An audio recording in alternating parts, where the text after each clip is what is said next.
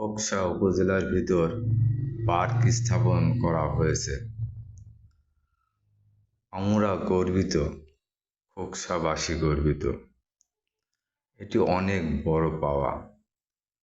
ধন্যবাদ খোকসা উপজেলা নির্বাহী অফিসার ইরুফা সুলতানাকে। আপনারা দেখতে পাচ্ছেন হরিণ, বাঘ এবং জিরাফ, আরো অনেক কিছু এখানে স্থাপন করা হয়েছে, আরো স্থাপন করা হবে। খোকসাবাসীর বাচ্চারা আনন্দ করবে। এখানে আছে ক্যাঙ্গারু, আরো আছে ঘোড়া এবং কুমির। বাচ্চারা এখানে আসলে খুব আনন্দ পাবে এবং প্রতিদিনই আনন্দ দেওয়ার মতনই সব কিছু স্থাপন করা হয়েছে। আরও স্থাপিত হবে, আমরা ইতিমধ্যে জানতে পেরেছি। খোকসাবাসী যারা অভিভাবক আছে তারা জেনে আনন্দ হবেন। খোকসা উপজেলার ভিতর এইরকম সৌন্দর্য বর্ধন করেছে, এটা আমাদেরকে জানার কথাই ছিল না।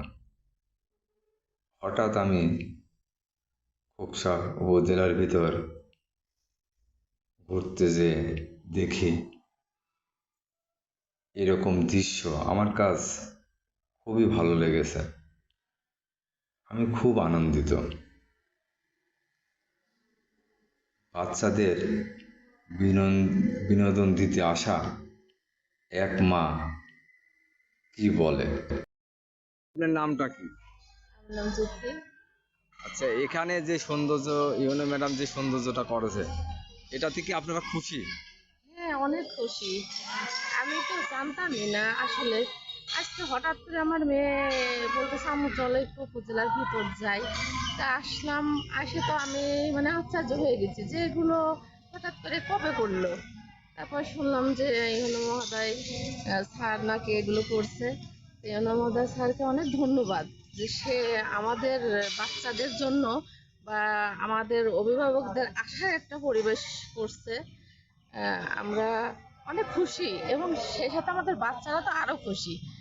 প্রত্যেকদিন আর যাই হোক একবার করে আসা হবে বাচ্চাদের নিয়ে। ওদের এতে ওদের ব্রেন বুদ্ধিও ভালো থাকবে। খেলাধুলা তো আছে, পড়াশোনার পাশাপাশি অবশ্যই বিনোদনের দরকার আছে আমি মনে করি। অনুমোদন স্যারকে অনেক অনেক ধন্যবাদ। আমরা জানতে পেরেছি ইতিমধ্যেই আরো সৌন্দর্য করবে এবং আরো অনেক কিছু আরো দৃশ্যমান হবে। এই বিষয়ে আপনি কি বলবেন? এই বিষয়ে আমি বলবো যে যেহেতু অনুমোদন স্যার হাতে নিয়েছে এই কাজগুলো, অবশ্যই সে করবে এবং খোকসাবাসীর জন্য সে একটা ভূমিকা রাখবে। আমরা খুশি সে আরো অনেক কিছু পরিবেশনা করুক, আমরা দেখি। ধন্যবাদ জ্যোতি আবাকে।